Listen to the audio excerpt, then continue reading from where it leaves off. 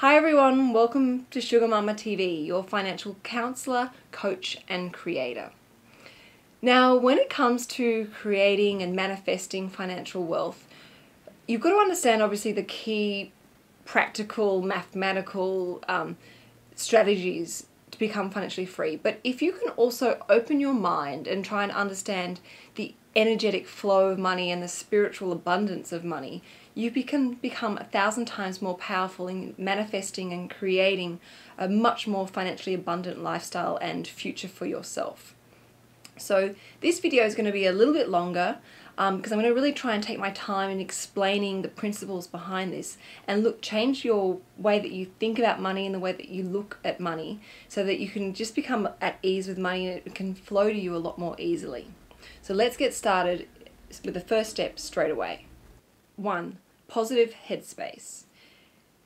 To be able to attract money, you need to have an open and positive headspace. Money is just energy.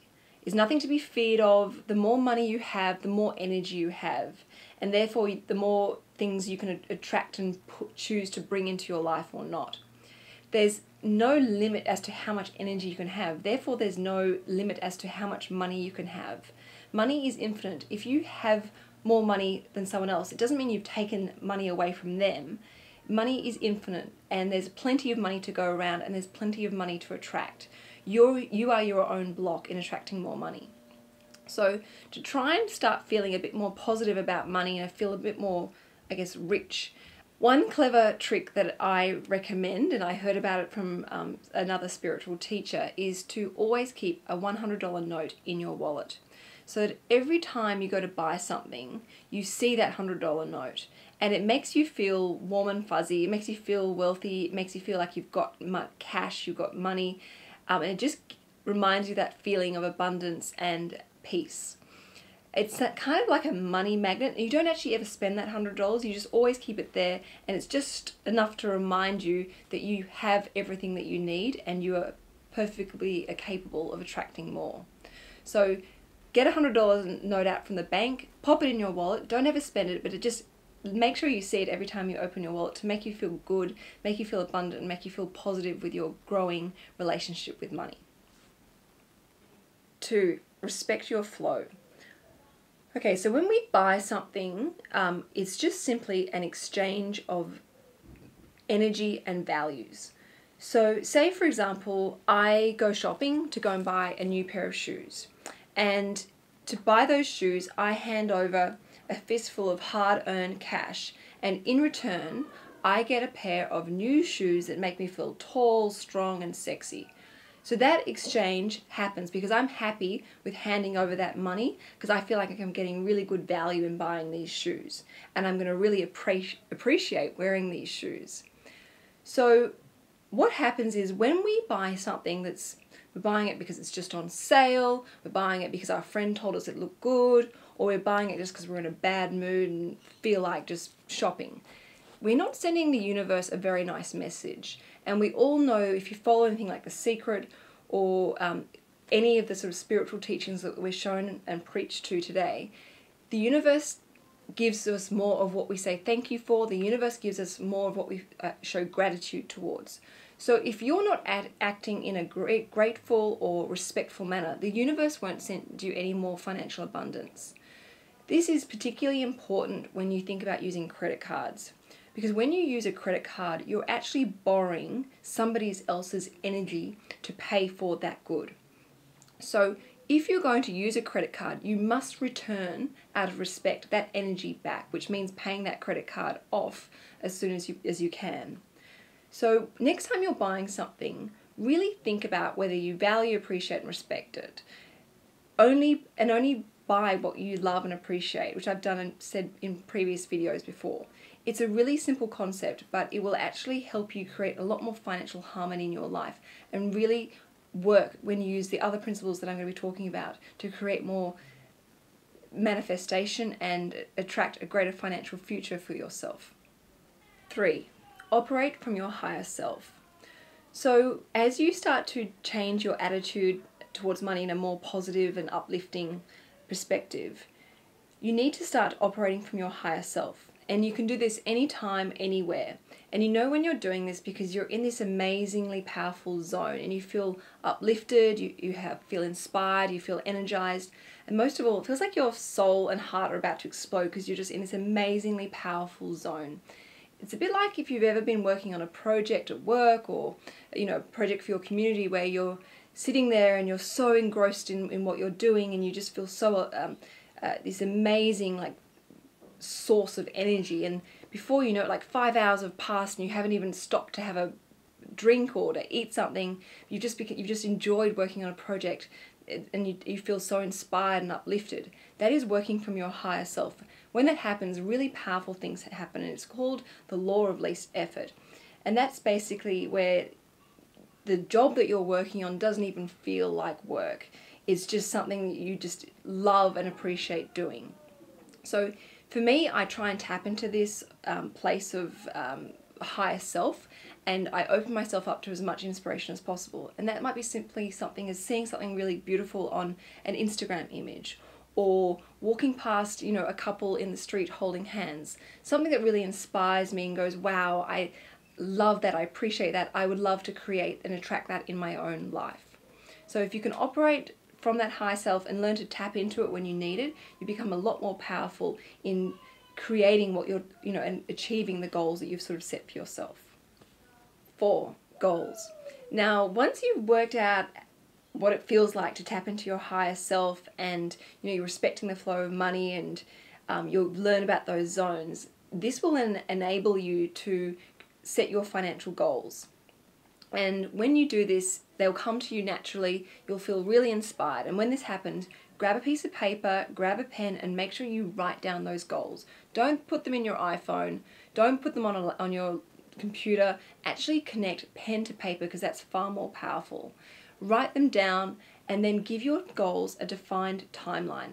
Now, the trick is, so many people put their goals down as, I'm going to save $2,000 in 3 months' time.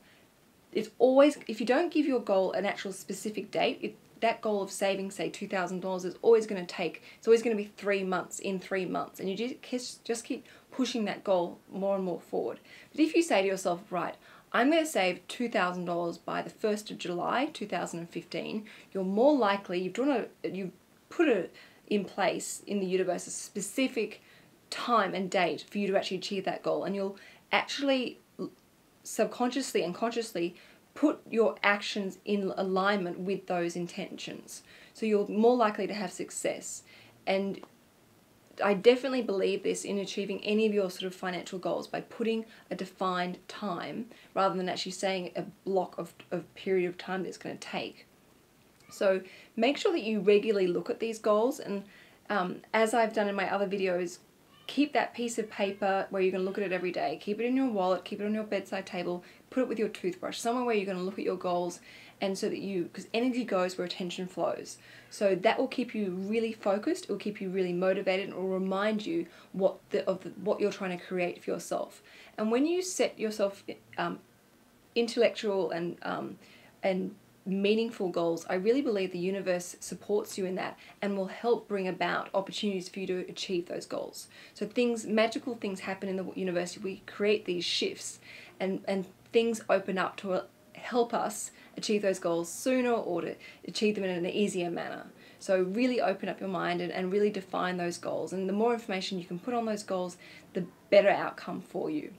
5, actions. Okay, so now you know the financial goals that you want to achieve, which is really great. You've written them down, you've given them a defined date that you want to achieve them by. We need to back them up with the correct actions. Now, the universe around us is made up of energy, vibrating waves of energy. Albert Einstein has, discovered this, and it's a fact. So when we set a goal, we've got to make sure that we match the same vibrational action in alignment with that goal. So say, remember at school you may have done a science, a very, very basic science experiment where you'd show water flowing from one side of an object to the other in a fish tank maybe. When you have two waves going in the same direction but against each other, they squash each other out and flatten it out and nothing happens. But when you get two positive waves that vibrate at the same level and are positively correlated with each other, those waves become really, really powerful. So that's what we want to do with your goals. We want to align the goals with the right positive action so they're positively correlated and make you really powerful. Now, a classic example of this is, say for example, I'm going to save to buy my first home, and I put a defined goal. I'm going to save, X amount of dollars by this date in 2015. But then I take my actions and even my feelings, and I feel really frustrated and disappointed and annoyed and angry that I'm just not able to buy a place for whatever reason. And so I go and wander around my local shopping centre feeling depressed and angry. That is the wrong vibrational energy. That is just going to, of course you're not going to achieve your goals if you have that kind of attitude and action behind your goals. What you need to be doing is making sure they're positively aligned. So for example, I should not go to the shopping mall and deplete my energy through distractions and also get depressed and angry. I need to be doing things that are related to the goal of buying my first home. So I should be researching. I should be looking online, getting an idea of how much I can spend, how much I can borrow, what neighborhoods, what might suit me. Maybe even speaking to a few real estate agents to get an idea of what value. Looking online, maybe even inspecting a few properties, getting really excited and motivated and focused and with lots of direction so that I'm more likely to achieve this goal. And that will then also help you stay in a really positive attitude and have a really exciting, headspace and feeling of excitement, which will keep you focused and keep you motivated. So thinking about keeping your thoughts, feelings and actions all positive related, all working with each other and helping you achieve your goal. I guarantee if you apply this, you will achieve your goal sooner, it will be easier, and you'll find it as more of a magical experience. It's exciting. And I'm talking about this in relation to money, but you can apply this to everything. You can apply this to eating healthily. For example, say you want to lose some weight. If you apply it by thinking positively about losing weight, about how fit you're going to feel, how healthy you're going to feel strutting around in a swimsuit next summer, and you'll feel motivated and more inclined to go for healthy, fresh food rather than chocolate and burgers and hot chips. So you can apply these principles, in all sorts of facets of your life. So definitely think about it. Thoughts, feelings, actions have got to be positively correlated to each other. 6. Acknowledge and appreciate. The universe is amazingly powerful. It works in weird and wonderful ways, which sometimes can be so incredibly beautiful. So we all know that we get more, the universe sends us more when we say thank you and actually appreciate it. So for example, say you've got a goal of paying off your student debts and you're walking down the street and you see a $1 coin.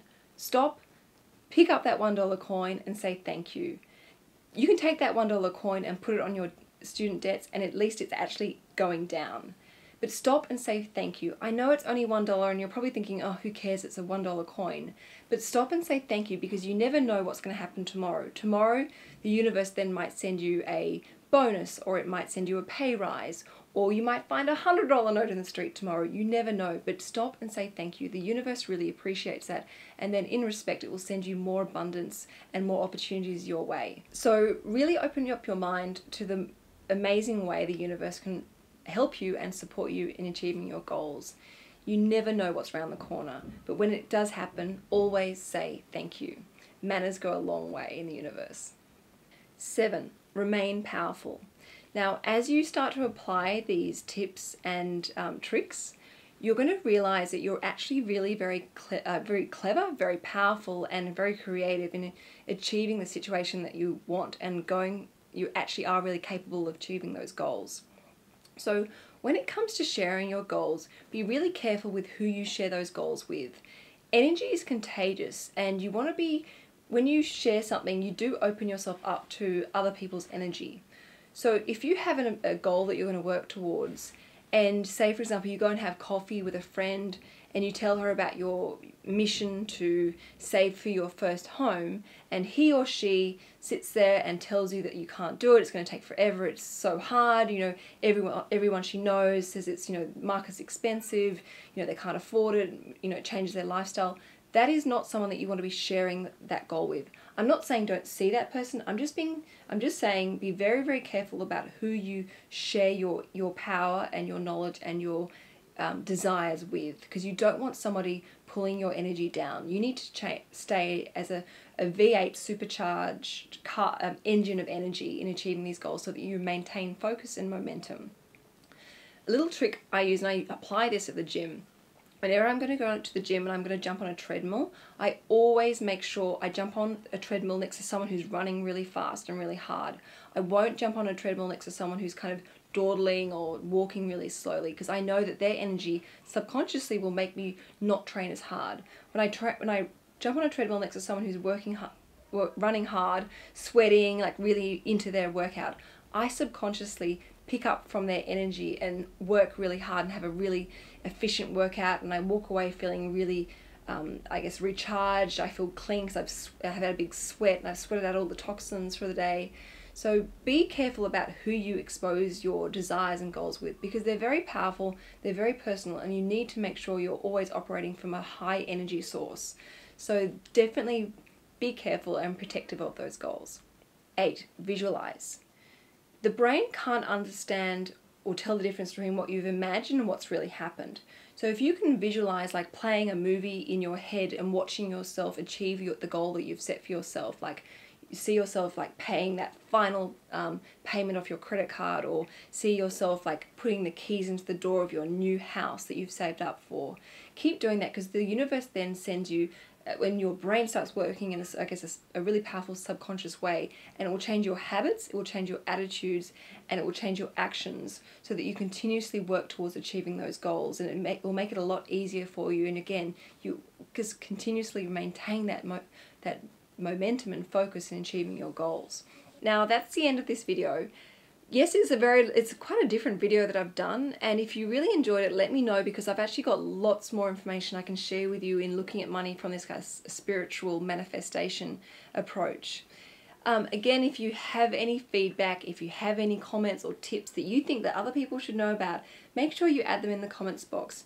You can follow me on Instagram at SugarMamma. I'm also on Facebook, and you can also subscribe at SugarMamma.tv, and also on Twitter.